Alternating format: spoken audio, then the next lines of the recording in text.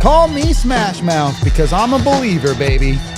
Welcome into the Toyota Winners Lounge, powered by your Front Range Toyota dealerships.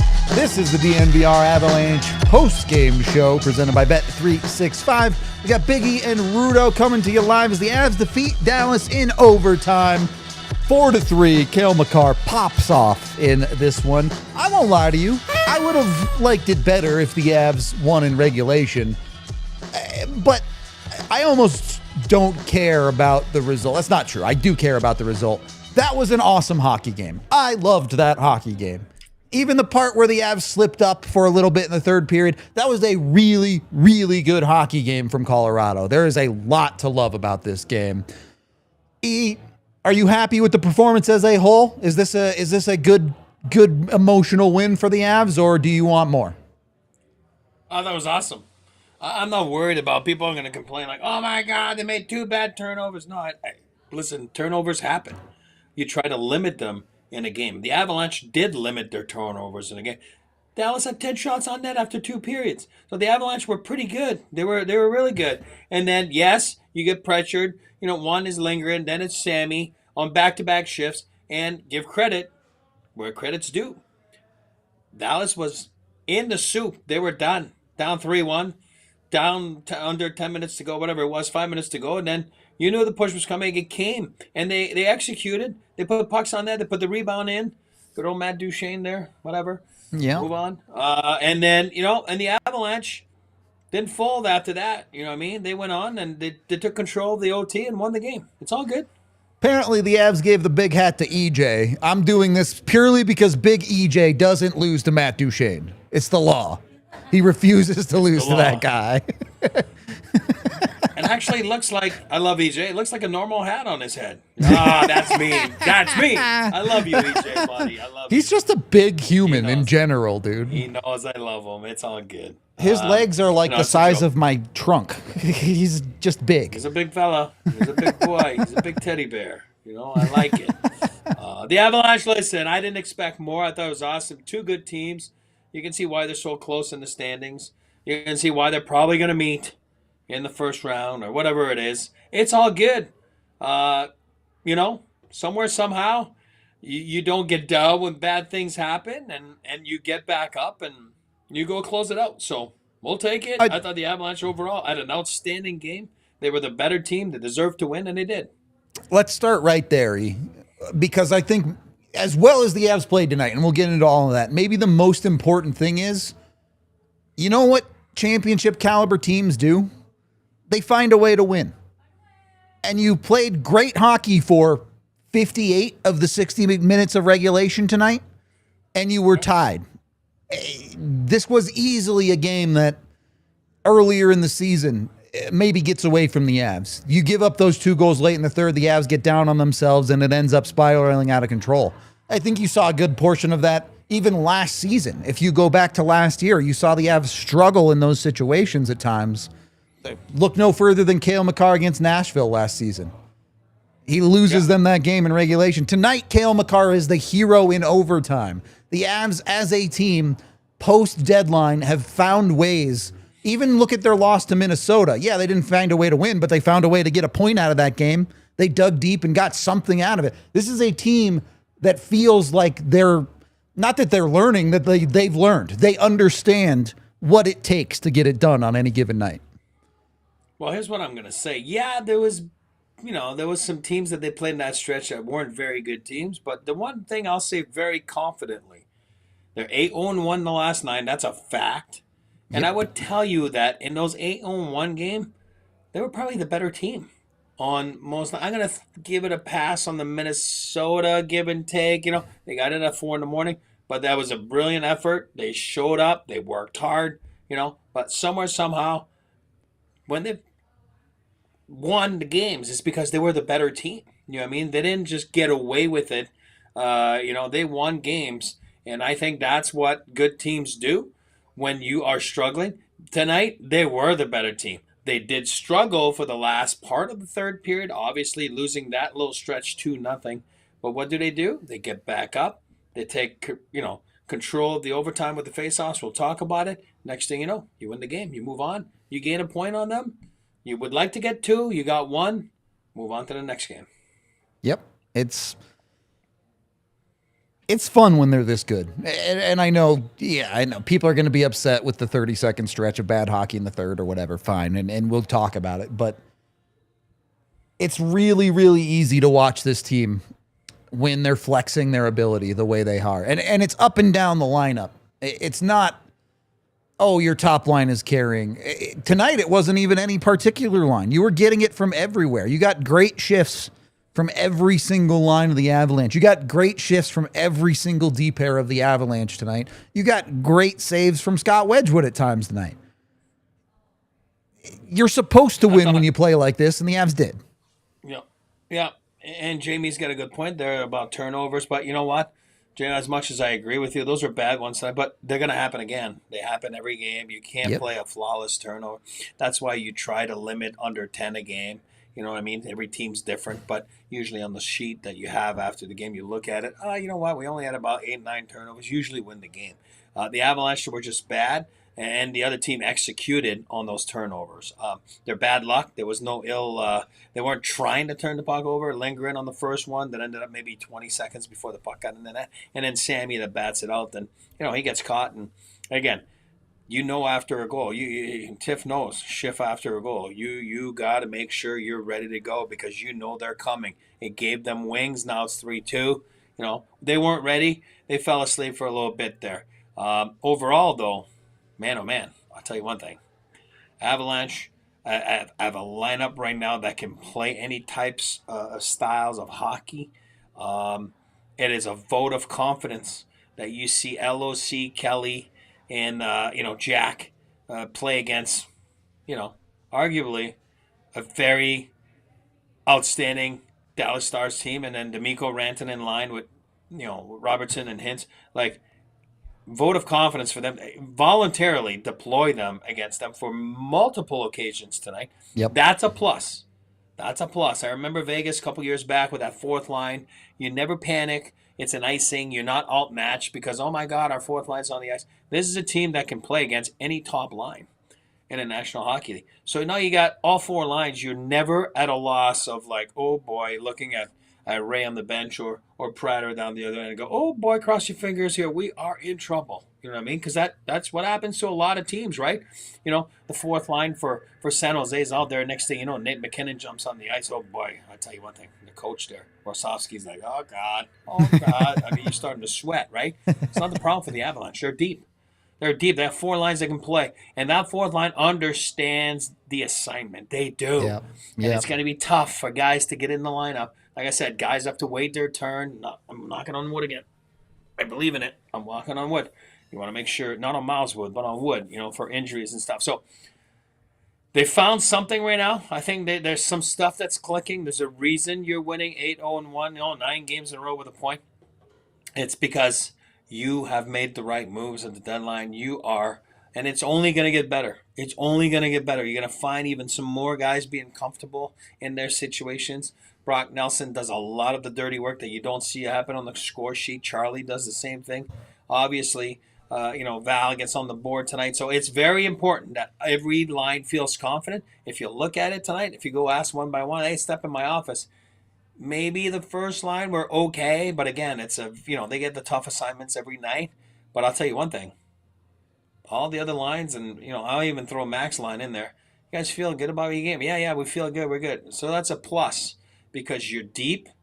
You want to go on a deep run. In order to go on a deep run, look no further than C-Mac's words after the Rantanen trade, which, again, we're not going to rehash it. Never wanted to do it. Just happened. You say, hey, we got to go deep. We got to be deeper if we want to go deep. We don't have enough depth. Well, right now, I'll tell you one thing. Avalanche's forward core is one of the deepest forward group in the NHL right now. And I beg to differ. If people want to argue me, that's fine. I'll put them up against anybody right now. You want to have fun with stats? The Colorado Avalanche are undefeated against Mikko Rantanen. Just throwing it out there. Let's get some actual stats, though, because I don't want you to focus on that bad stretch in the third period too much. Because on the whole, boy, the Avs were really good in this game. They dominated the first two periods. It was not particularly close. Truly some of the best hockey the Avs have played this season came in the first two periods of this game. The third period, maybe the one gripe I have, the Avs end up going 1 for 5 on the power play tonight, which is not terrible. You score on one of those power plays in the third, though, and you never give Dallas the chance to get that quick turnaround and make this an overtime game. Nonetheless, the Avs held on to the tie when they needed to, and they won the game. In overtime, fantastic work. Yes, they lost one faceoff, they won one faceoff, but they didn't give Dallas anything, and they scored on their first opportunity. This is the way the Colorado Avalanche want to play.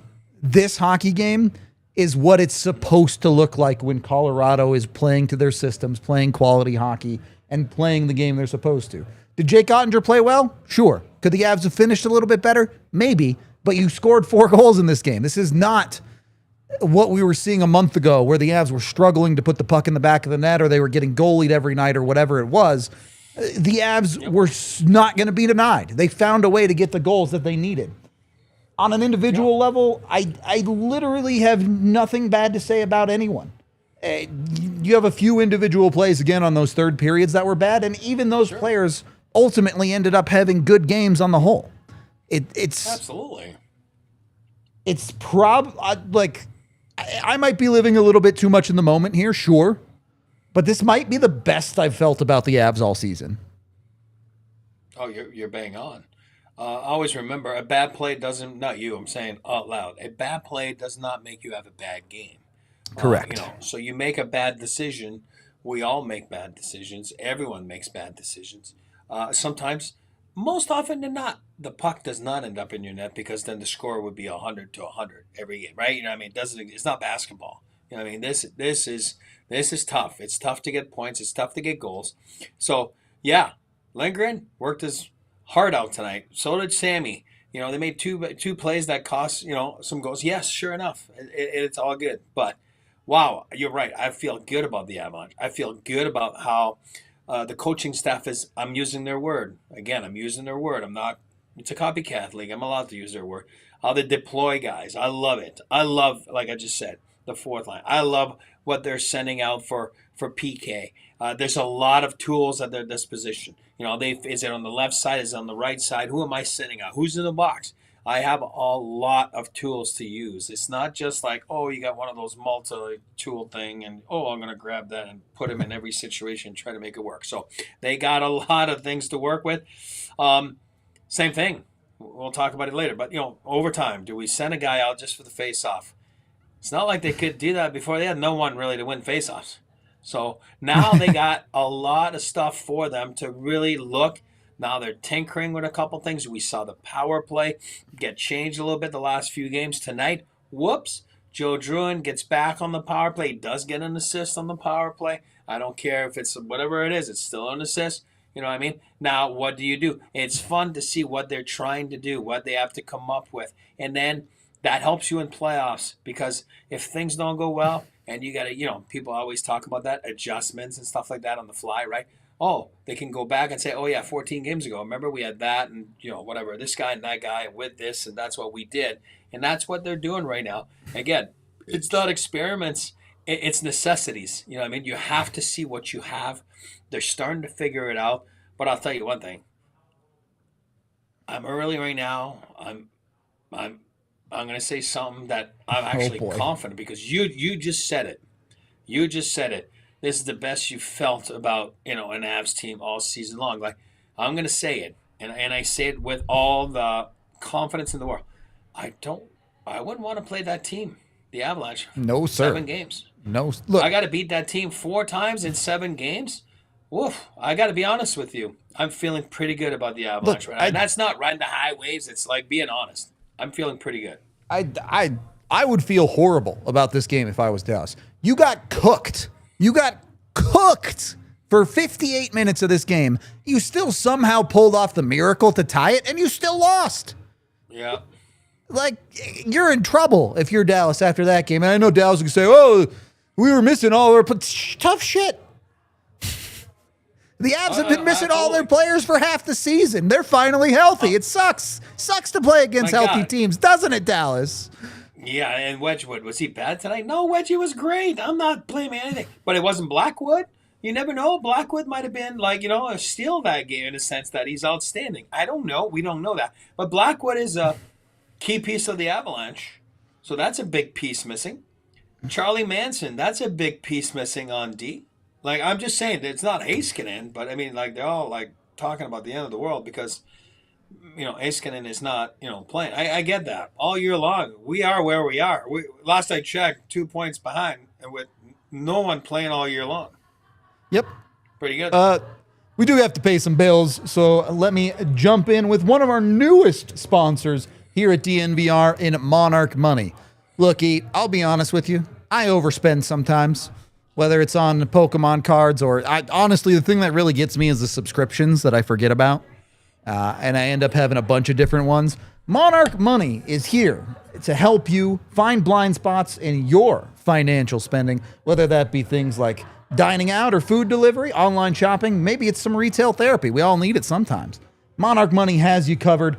You can jump in with them. You can learn things about where you might be spending your money with Monarch Money. You can start managing your finances to build the life you actually want with Monarch Money. Track your spendings, your savings, and your investments effortlessly. It's the whole package with Monarch Money. It's not just a little financial app. It's basically a command center where you can see every little bit of your financial life. Whatever it might be, Monarch Money has you fully covered. It can be messy and confusing sometimes, so let Monarch Money do the hard work and show you exactly where your finances are going at any given time and under any different category. Whatever you want to check out, Monarch Money is the tool to use to find out your financial situation. Again, start managing your finances to build the life you actually want with Monarch Money. Get control over your finances. Use code DNVR at monarchmoney.com in your browser for half off your first year. That's 50% off your first year at monarchmoney.com with code DNVR. Once you're all set with Monarch Money, you might be saving up to buy a big purchase. I don't know, something like a car, something like a Toyota. Go get yourself to your Front Range Toyota stores. Get into the official vehicle of not just us here at DNVR, but the official vehicle of the Colorado Avalanche. Toyota has a vehicle for everybody, whether you're all skill all the time. Well, I mean, what is Cale Makar? Cale Makar's got to be the souped up GX series of Toyota where they absolutely fly down the road with the V8s and all the good juice. That's what it's got to be. Brock Nelson's a truck guy, for sure. Brock Nelson's driving the Tundra down the road. Whatever it is with Toyota, they have a vehicle for everyone. 17 different all-wheel drive vehicles, 16 different hybrid vehicles. It's got a vehicle for you, I promise. So head over to your Front Range Toyota dealerships, including AutoNation Toyota, Arapahoe and Centennial, Corwin Toyota in Boulder, Groove Toyota of Littleton, Mount States Toyota in Denver, Stevenson Toyota in Aurora, and Stevenson Toyota West in Lakewood. Again, Toyota is the official vehicle of DNVR. Let's go places. Second period of the DNVR Avalanche podcast. We made a little bit of a bet with Dallas before we get to our 3 stars. What do you got, E? I was just going to say, chat's going off a little bit about, I said Charlie Manson. Again, if you've been a fan of the show, like I always go by their dad's name. So his Josh Manson, I know that's his name. His dad's name is Dave Manson. Yeah, but you called him Charlie. All those years. That's his nickname. Dave Manson, his nickname was Charlie. So okay. Because he was a cult leader. So, well, I mean, of course. I feel like Josh is a little more Charlie than his dad, but... No, buddy, his dad was a freaking one of the toughest guys I've ever played against. He was tough. I told that to Josh. I said, your dad put fear in my freaking life. Like, he was played hard. He was tough. That's where the nickname Charlie is from. But, Josh is he gets it from his dad. Really tough customers. So go ahead. Yes, I do know his name's Josh. We made a little bit of a bet with Dallas, DLLS, our sister site. That was, if Stars win, we have to sing happy birthday to Craig Ludwig. And if the Avs win, I said one of their hosts on their podcast has to go shirtless for a few minutes. I don't know if they're actually going to own up to the bet that the Avs won, but we're nice people over here. We'll still sing happy birthday. We got you, DLLS. I don't know how to sing it in French, so I'm going to sing it in English, but good luck, buddy. Go ahead. You go first, and I'll go second in French. All together, chat. Happy birthday to you. Happy birthday to you. Happy birthday, dear Ludwig. Happy birthday to you. Hope you enjoyed the Dallas Stars loss for your birthday. Hey, I'll say it in French because I'll tell you one thing. Growing up, Craig Ludwig, I'm a big Montreal Canadiens fan, as you guys know that. I loved them. I love my Montreal Canadiens. I love number 17 with the big shin pads. He was awesome. I got to play against him. He was an ultimate warrior. You're talking about Ryan Lindgren, for the Avalanche, a little bit of comparisons. That's exactly what Craig Ludwig was. He was there. He showed up every game. You knew what you were getting for him. Hard on the trenches, hard to play against. Just did all the stuff that doesn't show up on the score sheet. Multiple Stanley Cups. Obviously, I talk about the Montreal Canadiens' influence on the Dallas Stars with Scrugglin, Carbonneau, McPhee, obviously Ludsey, all Mike Keane. All those guys were there, and I tell you one thing, they learned the right way. He learned the right way under the great Larry Robinson and guys like that. And I'll tell you one thing, that's a hard minutes Craig Ludwig played in the NHL. And bun fight, Craig Ludwig, bun fight. I know he gets a little bit of French. He played there long enough, so it means happy birthday, fellas. All right, let's get into our 3 stars tonight, actually.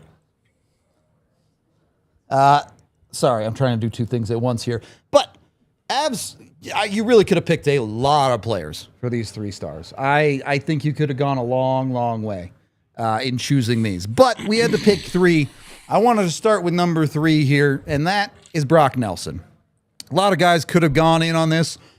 1, he gets an assist on the OT goal, wins the face-off in a critical situation.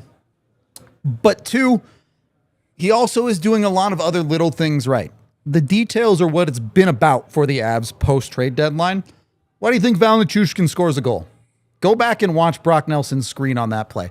How many shifts, how many plays, have you talked about an Avs screen not quite in the right position? Oh, he overskated it 1 foot too far. Oh, he didn't commit hard enough to the screen. Brock Nelson plants his giant human body right in front of Ottinger perfectly. He makes sure there is no way Ottinger is seeing that puck, and that's the type of stuff that makes the difference. I mean, I'm not going to go with that speech. It's a game of inches, but it is. It is. I mean, you stand on the goalie 6 inches away, he gets to see it. You stand right in front of him, he doesn't see it.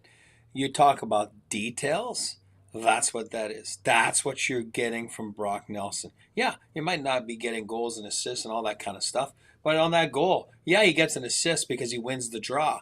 And then he's not part of the play, but he is part of the play. It's the way he thinks the game, the way he goes about in the game, the way he goes to open areas, the way he is defensively, the way he, again, what do I call that? Squids, tentacles, right? Him and Val. Oh boy, that's lane. That's 2 lengthy guys, going at pucks. You know what I mean? That's why they're good together. They will be good together. They will be dominant in the playoffs. So Brock Nelson, listen, it changes the whole dynamics of the Avs forward group. It just does. And that's why you make that trade. That's why you go for it. That's why you pay the price. We all know asset-wise it was a high price to pay. We all know that. But there's no price for that, for me. Because what you're seeing is what you're getting right now. And then the Avalanche right now, games like that make you feel good about yourself. Games like that for Brock Nelson, it sounds stupid. But again, I'm using that word deploy. But when the coach puts you out there with the best player in the National Hockey League up front and the best player in the National Hockey League in the back on the back end, on an overtime against a divisional opponent, biggest game of the year, we said before the pregame, right? That's pretty good for your confidence. You know what I mean? Because you're like, Yep. all right, I got a job to go do, and I'm going to do it. Same for Jack Jury that was sent, before that. He lost the face-off, but it's okay. It doesn't matter. What I'm saying is, hey, you have a sense of importance to your team. You know what I mean? And Brock Nelson tonight, he's like, all right, I'm going to reward you, coach. I'm going to win that draw. And they win because of they won the draw. They don't lose. Yep. They don't win that draw. They're chasing the puck again. They got away with it on the first one. Didn't get away with it the second one. They went after it. And that's how you do it. And Brock Nelson has just been a great fit, just like Charlie, just like Lindgren. Charlie meaning Charlie Coyle, so nobody gets confused. But, at the end of the day, it's very, very awesome. You know what I mean? Like, very awesome to see things like that. And good on the acquisitions. They've all been good. Well, a mention of Lindgren brings us to our second star, on which I cheated heavily. I said the second star was the rest of the Avs defense. Because the Avs played fantastic D for tonight outside of one 30-second window. Lindgren had multiple elite defensive plays, shut down multiple awesome plays. EJ played great. Yeah, that's the pairing out there for the second goal against the Avs. But for the most of the night, they gave Dallas nothing. This is a team that I don't think their defensive acumen can be denied anymore. Everyone likes to make excuses every time the Avs play good defense. Oh, well, Chicago's terrible, so giving up nothing to them it doesn't mean a lot. Oh, well, Calgary's a bubble team, so, giving up 10 shots in 2 periods to them is meaningless. Okay, well, they just did it to the Dallas Stars. The defense might just be good. It might just be really, really good for this team, and they pitched in offensively with both Malinsky and Taves picking up a point tonight. It's a great call, and like you said, Calgary, go back to it, too. That's a team fighting to stay in the playoff hunt. It was a huge game for the Calgary Flames. It was a very important game. Again, down the stretch, you hear that in the locker room all the time. Biggest game of the year tonight, boys. Well, probably what was said against the Avalanche. Biggest game of the year, boys. You know what I mean? So, at the end of the day, it wasn't nothing what the Avalanche did. It was a awesome job defensively. And it was the same thing tonight. So, like you said, they might just be good. They might be good. And then the Avalanche, they're well-balanced right now. We all know Josh is, hurt. We don't know to what extent. We'll know more about it. I like the mix right now. I like the lefty-righty. I like what's going on. I like that they can put G with EJ. I like that they can put Malinsky with Lindgren. I like that they can mix and match, and feel maybe against the opposition they might play differently if it's a different type of opposition. I don't know. But it's a great call by you. Very stingy defense. They obviously get a couple points. Taves' pass to Natushkin was awesome. That's a great play. That is a very elite play by Devon Taves. EJ was great. Everyone was great. I don't think anyone had a bad night. I thought they all looked great. And Cale Makar is the best player in the world. Yes, he goes, and that's why you move your feet. That's why you go. Again, Ottinger, okay on that goal. But at the end of the day, it is one of the best players in the world. When they score, it's because they're good. And Cale Makar is a unicorn, and he's part of that defense. So great pick by you there for the second star. Put that 6 Ds of the Avalanche in that spot. I love it. E with the transitions tonight. He's nailing it. Our first star is, of course, Cale Makar. Come on. There was no doubt. A 3-point night, the game winner by him. I mean, not by himself, but by himself in the offensive zone. The man's a freak. He's the best alive. What can you even say about Cale Makar when he shows up for you like this? And no player's perfect. No player can show up for you 82 games of the year. But it was crunch time. Like, okay, the first 2 points are great. Awesome. He helps your power play score. He helps you pick up some important goals earlier in this game. But when it comes down to it, the best players on the planet, what matters is when you want to win, when it's winning time.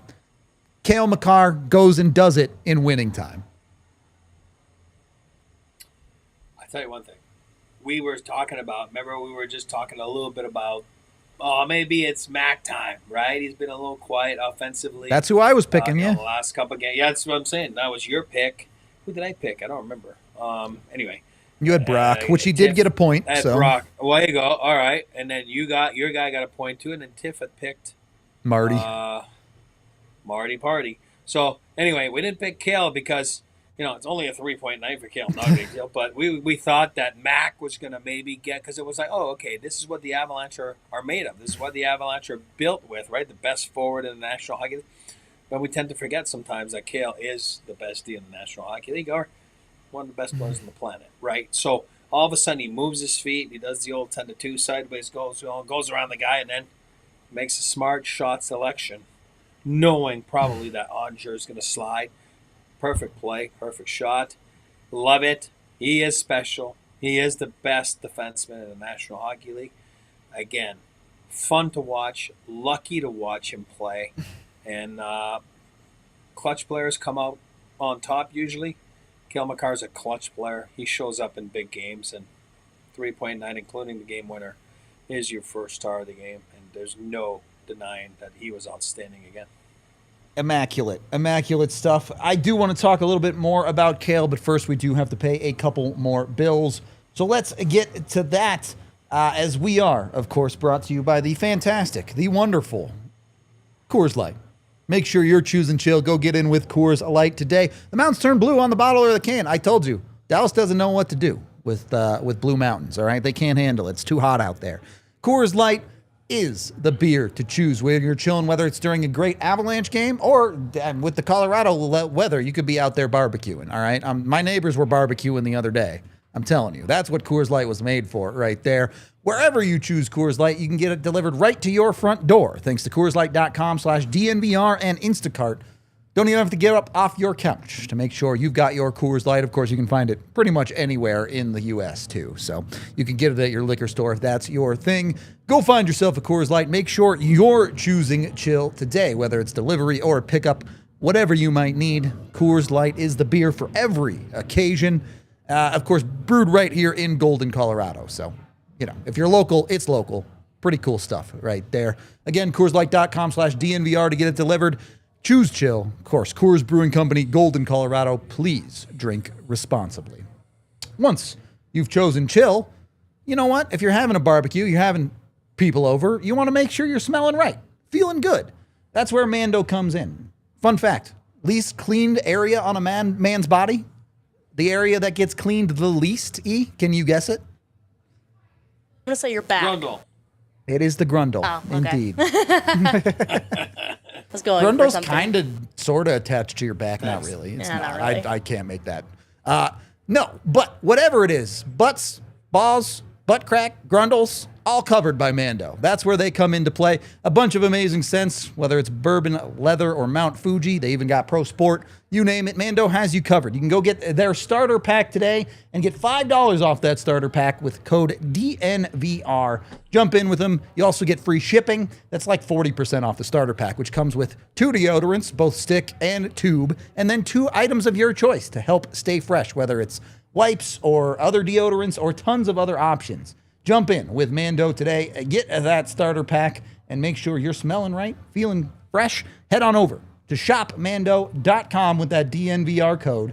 Get the starter pack, which is perfect for new customers, and get that $5 off with code DNVR. Again, that's shopmando.com. Please support our show. Let them know we sent you over there. Get yourself clean from head to toe with Mando. Third period of the DNVR Avalanche podcast, and I want to circle back because Cale Makar is our UC Health player. Extraordinary player of the game, even. I don't want to understate this. Normal defensemen don't have 3-point nights. I know Cale Makar does it all the time. I know he has 6-point nights. I know he's crazy. He's that good. But savor these. You don't think Dallas would have killed for a defenseman to have a 3-point night tonight? Come on. I do think, and I'm not, the Avs are a really good team. Greatness is the expectation, but the Avs are spoiled rotten that they get to watch Cale Makar every single night. And that's why you do what they did at the deadline. That's why you upgrade your goaltending on the fly, which was magical. I'll say it again. Chris McFarland doesn't win GM of the Year this year. It's an atrocious omission. That group has been outstanding this year. They address things on the fly. You have the best player up front. You have the best player on the back end. Yeah, sure, Zach Werenski's having a great year. He's a great defenseman. It's a great story in Columbus. I love it. Cale Makar does it every year, right? You know, and again, Cale Makar's the best player in the National Hockey League on defense, and he's going to be all-time greatest defenseman ever live and play the game. I'm not the only one that says that. Everyone's confident saying that. You got some of the all-time greats saying it already on the back end, that even them are named in that category. So I'm not worried about saying that. We are lucky, and that's why you do what the Avs did, because you surround them and they want a chance to win. They want a chance at winning. Cale Makar, Nate McKinnon, they want to win.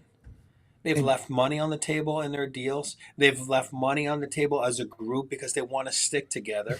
And at the end of the day, EJ said it. We want guys that want to be here, right, back then. And that's how they won. And that's how they're going to win again, because they want guys that want to challenge themselves to go win. This guy's not only the greatest, he wants to win. And in games like tonight, they cherish it, they love it, and they want to be a part of it. And what I love. Here's the stark contrast for me in this game between Cale Makar and the Dallas Stars. Cale Makar gets cross-checked in the face. No call. Doesn't say anything. Doesn't talk to the refs. 25 minutes later, he wins the game. Mason Marchment gets called for a bad tripping call. He didn't trip him. Devon Taves tripped his own guy. Gets a bad call. Freaks out. Goes over to the ref, starts freaking out. And where was he when it mattered? Nowhere. That's the difference. That's the Cale Makar diff right there.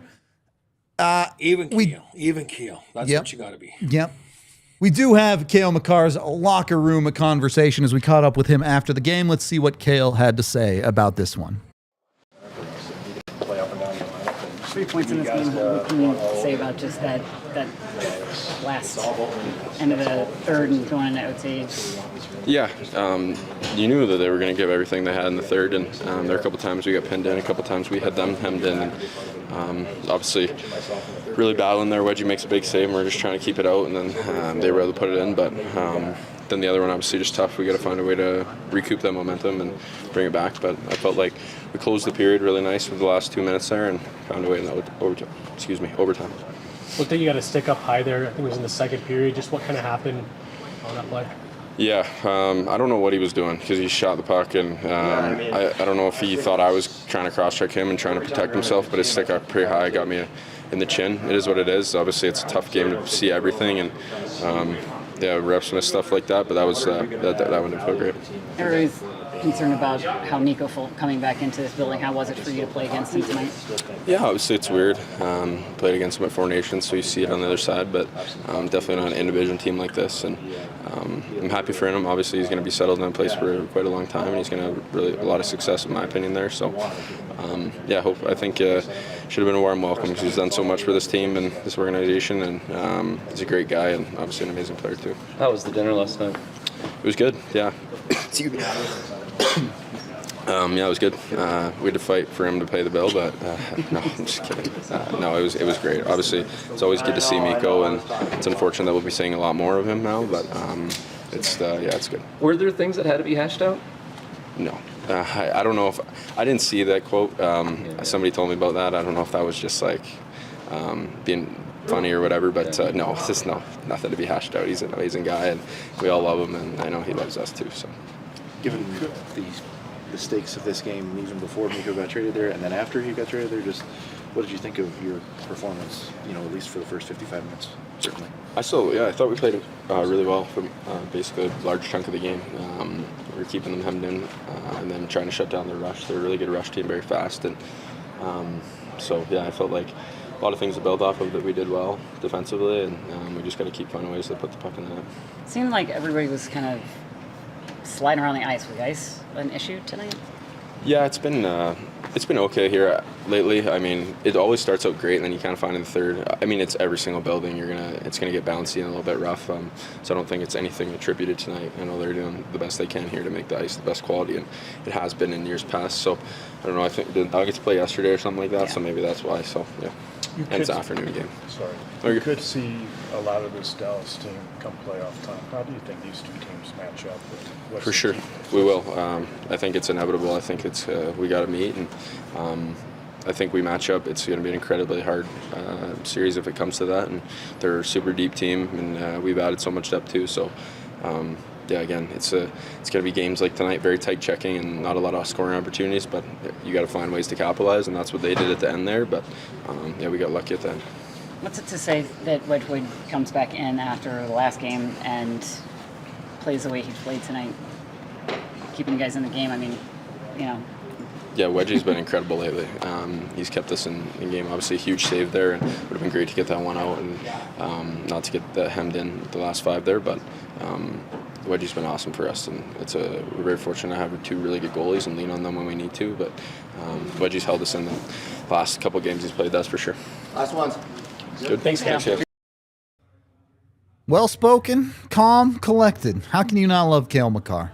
I truly believe he'll be the next captain of the Avs, one way or another. Hopefully not anytime soon, but someday he'll be the next captain. Look, I think this is big for the Avs. I really do. This game, this streak that they've been on, the way they've played post-deadline. And this isn't stat. I'm usually the stats guy. That I know. In my gut, this feels meaningful. This feels like something. This feels like the Avs are going somewhere with this. Yeah, and they're going somewhere because they're well balanced, and they got the leadership. They've done it. They got the right leadership group. Who knows about Gabe? Right? We're hoping, right? But who knows about Gabe? But listen to what Cale was just talking about. Somebody said adorable, absolutely adorable, but so well spoken, so smart. And in the heat of the battle, he is not dumb on the ice, doesn't say the dumb things to the referees. Very important that you have a level-headed person there. Look no further than the other team tonight, where one of their guys is yapping about the penalty disparity and everything. Just a way to say, like, you're just not smart. Cale Makar smart, knows how to do it, and he's just being himself, which is a very even-keeled person as a superstar, and never thinks he's better than anybody else, the referee or other players. And it's very, very important that you do have that mentality a little bit on the bench. And that doesn't mean everybody's the same way. That's not what I said. But I'll tell you one thing. The Avs are going somewhere. They got a little bit of everything. And wow, do I feel good. And I know you feel good about what's happening right now. Yep. It feels really good. We'll continue with it. We'll have a bit more of this conversation, but we do have Jared Bednar's presser as well, so let's see what the head coach of the Avs felt about this one. How did the return of Mikko impact things? I don't think it impacted it at all, although it was good, good to see him back and nice video tribute. And I thought the McKinnon ceremony at the start of the game was awesome. So was Mikko's, and crowd had great energy, and I think the guys fed off that. Everyone knew it was a big game, and we're still scratching, clawing, trying to catch these guys, and we're playing some good hockey. So, just a little runway here yet to try and do that. Coach, when you guys get into the playoffs, you're not only going to have to go through the Stars most likely, but you have to win all kinds of different games. Since the deadline, we've seen you guys win games where you've controlled play, where you haven't liked what you've done. Come back in a game tonight, you give away a lead late, you're able to rally. Just how much are you liking the kind of the diversity from the way that your team is finding ways to win games? Yeah, I like it. I think there's a mental toughness to this group. There's a confidence in this group right now that we can not only go and create enough offense to win games, but we can also check the right way. And I think you see that through large portion of the game. We weren't giving up a lot of scoring chances, right? So even if we're not in complete control at the other end, and if we're not creating enough, we can lock it down now, and we've been doing that. We've been getting some good goaltending. We've got to clean up a couple of those decision-making things and the turnovers. But I think our team, it's got confidence. You have to, obviously you'd love to go out and create a bunch of scoring chances and score 5, 6, 7 goals a night, but the way teams are going to check in the playoffs, it's not realistic, so we have to keep digging in on the other areas of our game, so we're rock solid on the defensive side of it, and we're getting better in that area, no question. The guys down the middle of the ice, the experience, the size of Nelson and Coyle really help as their jury too. Lingering on the back end. So we've become a more experienced team and a little bit more confident and relaxed team when it comes to playing on our half of the sheet here recently. The top six was a little bit quiet in Calgary. How Yeah. do you like the response from the first and second line tonight? Yeah, I thought they were good tonight. They were really good. Yeah, you're gonna have those nights. It did not look like those guys had their legs in Calgary. They were fighting it a little bit to try and get the energy where we needed it, but the bottom six was spectacular in that game. And tonight Nelson's line gets a couple big goals. Mac's line was dangerous all night. So, yeah, I have to say that like throughout our lineup, there's not many guys that I didn't like tonight. We made a couple mistakes, but we have to live with them and try to cover some of those up a little bit better than we did. But as a whole, I thought our whole team played hard. Corey, Cale said that seeing these guys again this season is going to be inevitable. But do you look at this as like you played so well against them for almost 54 minutes, or do you look at it like, man, we dominated them for 54 minutes and still ended up in overtime? No, I think it's all about, how we played, and I think we can extend that to a full 60 or beyond if we have to. There's no question in my mind. I think you're hoping that you're playing games like that you're sort of figuring out some things about the Dallas Stars that you can do, things that you got to be aware of, so the whole team's dialed in on it, and it's going to come down to playing your best hockey for that 2-week stretch if we play them in the playoffs. Do you have an update on Josh Manson's status? I don't. Yeah, I mentioned earlier that I don't think it's day to day. It's probably week to week, but I don't have a secure timeline because he's still getting evaluated. Coach, even though Wedgwood didn't see a whole lot of shots on goal for that first sense of time of the game, this feeling kind of like a playoff game coming into the energy and everything, what did you think of his game playing a consecutive game? I thought he was rock solid again. His last 3 starts, the 2 on the homestand, or 4 starts now, he's been spectacular. Yeah, like the number of chances that we're giving up, I really like. The quality of those handful of chances that we're giving up, not great. And so he's made some big saves for us at key times to keep us in games, to keep us leading games. He's done exactly what he said he was going to do. He said he's going to compete and be good in the room. That's what he's doing. He's competing his ass off. When the Mikko trade was originally made, externally it kind of took the air out of the balloon a little bit, but now you look, whatever, it's 6 weeks later. Are you in a better position in a weird way with all the moves that you're more diverse and suited to make this run that it feels like you guys are all in? Well, I'm not going to compare the 2 situations, but you have to, like, there's decisions that are made and you have to move on and you have to make the best of what you have. And I like our group. I mean, it's obviously Marty's a great player. Drury really helps us. If that allows us to add some of the other guys that we added at the deadline to get stronger as a team and sort of adapt and readjust, like, exactly how everything works a little bit with our team. We're still figuring some of those things out, still integrating some guys into some of our systems, but we're in a good spot. Mikko's in a good spot in Dallas. We're happy for him, and we're in a good spot here. So, life goes on. Evan? You've got 2 forwards who are probably regular players on a lot of teams sitting out right now.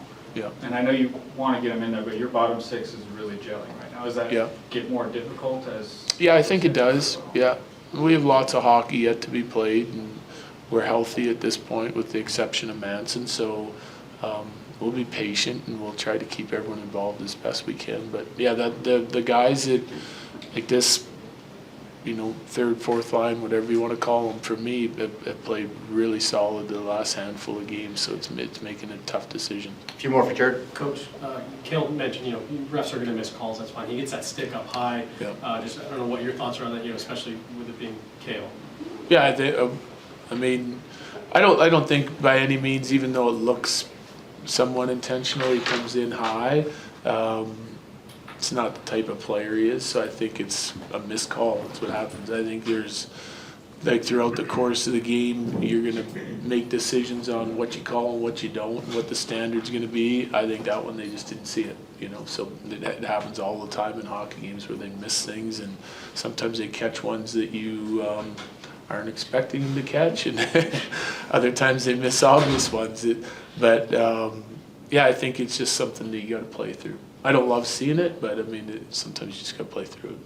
Was tonight an emotional night for the team? You got McKinnon's ceremony, first game against Miko. Like, is it an emotional night for the team, or is it just another game? I think you're trying to. It helped the energy of the building. The McKinnon ceremony started the game. It helped our guys' energy. They knew it was a big game anyway.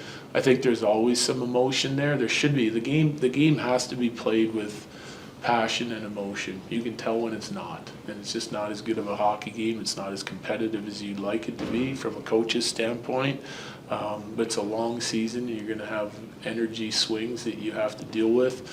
But tonight it was a hard played hockey game, and that's what we needed it to be. Thanks, Jared. Yep, thanks. Tonight it was a hard played hockey game, and that's what it needed to be. I honestly, and take the Avs out of it for a second, take who I want to win.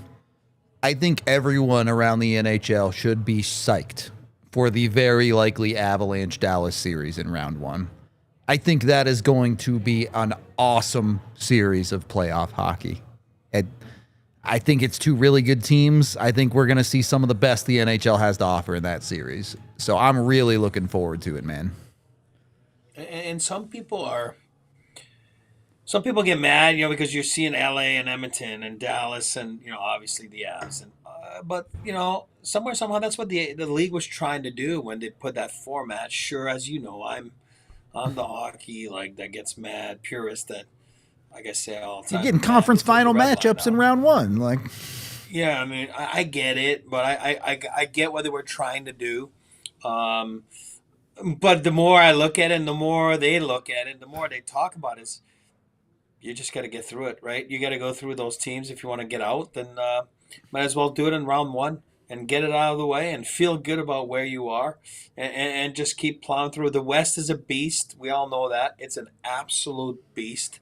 We'll see what happens, but you take one opponent at a time, but you take the next 15 games and see where you fall.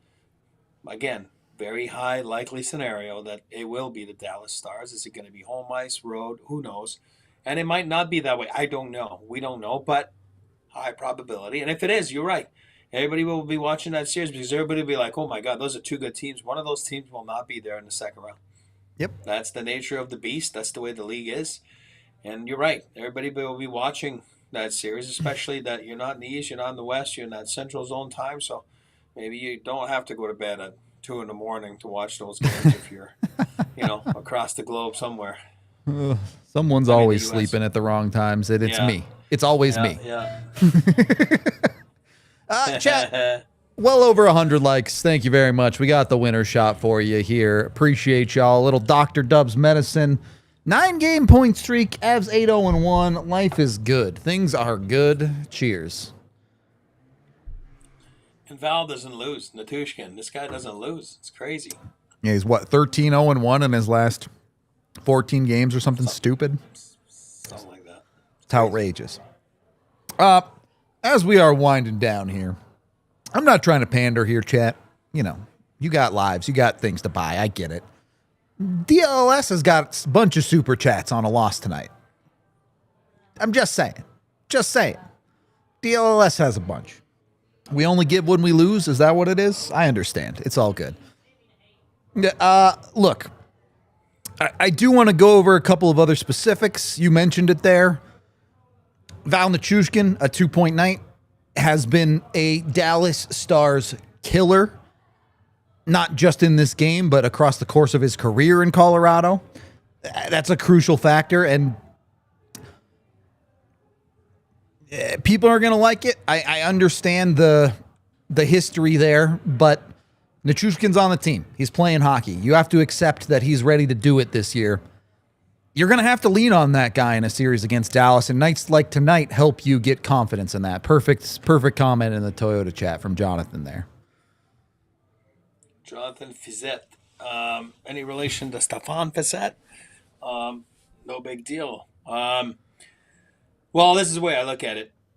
Rewind the tape to 2022 in that summer, and the Avs had to make a decision on who they're keeping, and they let go Kadri, Burakovsky, and all. The guy they signed was up front was Val Nichushkin. There's a reason for that. He's a game changer. He is a unicorn too. He is so different than anybody else around this league. And now you give him a mate in Nelson, so to speak. You know what I mean? Yep. Where you can keep Natchez with, you know what I mean, with Nate or Lecky or whatever, the fixer. It's just, I mean, Val is a difference maker. There's no ifs and buts about it. That's what he is. He is. Let's give credit to that second line for a minute tonight. It ends up being a 5-point night for that second line. Sure, one of Jordan's points comes on the power play, but he scores one at 5-on-5. Val scores one at 5-on-5, and then Nelson assists on the game-winning goal. That's it. That's what we wanted out of the second line. Mission accomplished on that front for them. Your third line was really good too, even if they didn't quite produce tonight. This is, and look, I really don't think your top line was great tonight, if I'm honest. I agree. Which is fine. They still came through. They found their way to a point, and Mac Natchez found his way to the power play goal. They found a way to be okay, and then you got the support, and it was great. And this is how it works. This is what good teams look like.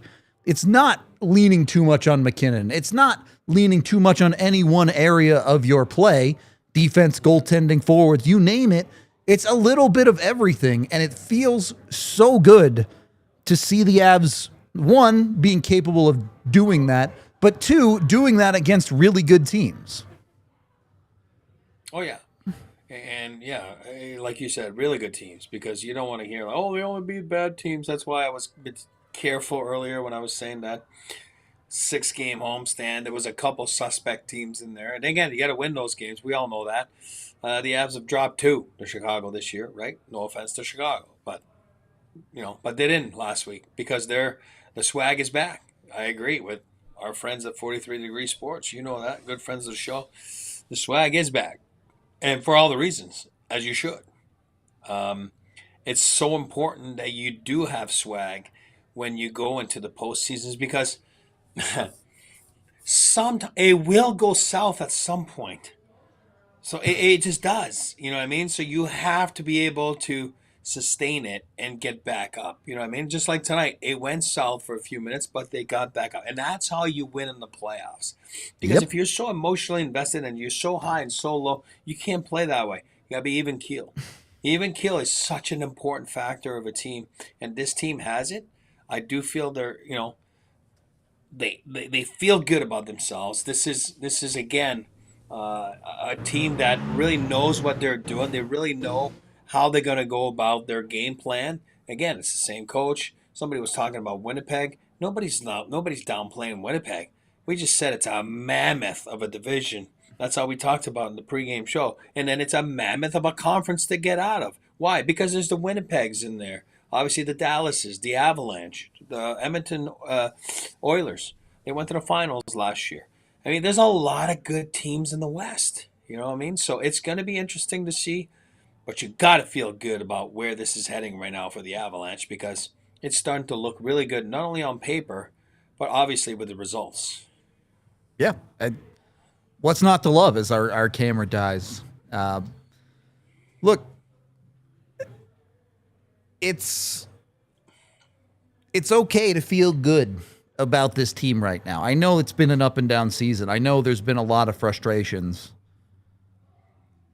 The Avs are 8-1-1 in their last 10. You genuinely can't be much better than that. Like, if you want more, what more could you want?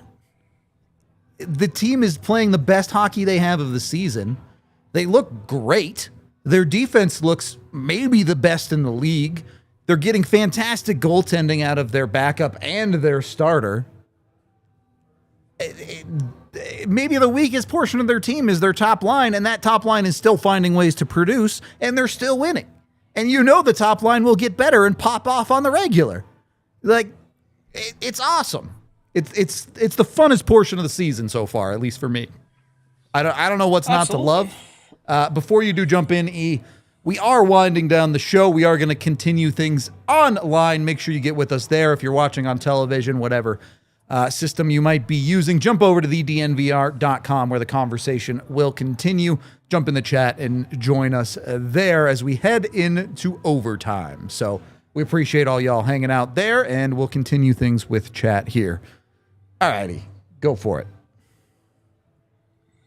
Again, go back what we were saying there. We It's were talking about fun. This is fun. Oh yeah, exactly. Sorry, yeah. You're right. And remember how frustrated we were? I think that the front office was, the coaches was.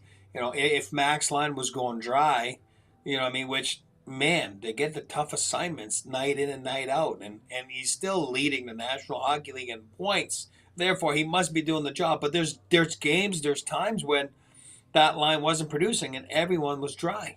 It wasn't fun. We were complaining all the time, and we were at a loss because not only were they not producing on the score sheet, they were not producing in energy. They were not producing in little things that you can do to change the momentum of a game. Right now, it's clicking because we're not complaining tonight that Parker Kelly's line didn't score. You know what I mean? Because they got 2 last game. Oh, they're expecting to score 2 goals. No, but they played great, right? Yeah. They played great. They killed the clock offensively. They were smart with their possession. They created some momentum shifts. They were awesome. There's a reason the Avalanche gave up 10 shots, right? After 2 periods. Yeah, the decor was great.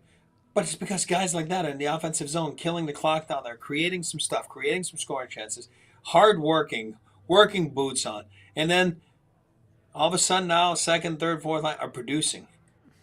Yep. While Mac's line's not producing. So it makes life fun because there's nothing to complain about. And once everything goes, it's not going to happen every game where everything goes right. Goaltending, defense, special teams, every line, But if you got 80% or 75% of things that go right, usually should win the game. And that's why depth comes into play. Top guys make you win. Depth helps you win. And I think the Avalanche are both right now and very dangerous. Toyota Chat is talking about the Matt Duchene interview. We don't have it on the show for you, but it's on our YouTube and our Twitter if you want to go check it out. Highly recommend you do. Again, that's another championship difference for me. The Stars have lost 3 of their last 4 games, and you have some of their best players like Matt Duchene crying in the locker room about refereeing. When the Avs were down bad, when the Avs were struggling at times this season, you know what their locker room said? Their locker room said, we're not good enough. We got to play better. We got to do a better job. You own it. Good teams own it when they haven't done enough. Teams that aren't for real, yap, yap, yap, yap, yap. Start with your coach. I thought Jared Bednar, once this year that he lost his marbles, remember? The only time ever he's complained about is when an Avs player actively got hurt on the play. That's the only time. The Wedgwood, remember? That was Wedgwood. Remember that play? We were like, he's like, are you serious? So that's even keel. Even keel's such an important component of on-ice play, on the bench, very important. Don't ever downplay that. It's so important. Not the coaches. That's one part. I'm talking about within the players and then in the locker room. It's very important to have the guys that are very smart to make sure that you're not too high, you're not too low. Even keel's a big part. And I do believe the Avalanche have that. And when you won, there's guys that don't have it, they'll never have it, they have no idea how to win. Once you've won, and you've seen guys that know how to win. I was talking earlier about Craig Ludwig and those guys back then, Montreal Canadiens. They know how to win. The Avalanche did not know how to win Avalanche 1.0 until what? Claude Lemieux came in, Mike Keane, Patrick Roy. It's very important to have guys that know how to win, to teach the Sakic's, the Foots, the Den Marshes. That doesn't mean they're not good players. The Avalanche have that. They've won. Yep. And God knows they didn't win a few seasons before. And they made mistakes. And then you bring the Coglianos. And remember, like, the guys that are even killed, that are smart. And then, the Nates of the world, the Gabes of the world. Now they know how to win. They know, and the Cales, they know what the message is. They know what the message should be. And not all fluff and they talk the talk. You want to be about winning? Right? Or you want to talk about being about winning? Yeah, exactly. Exactly. A perfect way to put it. E, any final thoughts on tonight before we get out of here? Nothing to complain about, I'll tell you that. Nothing to complain about. Remember the St. Louis game the other day? We were, again, a few weeks back now, but wow, were we mad. And then nothing to be mad about tonight. This is nice. Give me the juice, baby. I love it. This is why we do it. This is why we're fans. Runs like this, games like this, stretches like this. Oh, hockey's so fun, dude. Hockey's so fun. You forget sometimes. This is the stuff. Yep. This is why you fell in love with this sport. One super chat from Josh who says DLS can suck it. Let's go Avs. I'm gonna release the secret DMs here. I'll tell you one comment from our Slack chat from AJ, the boy.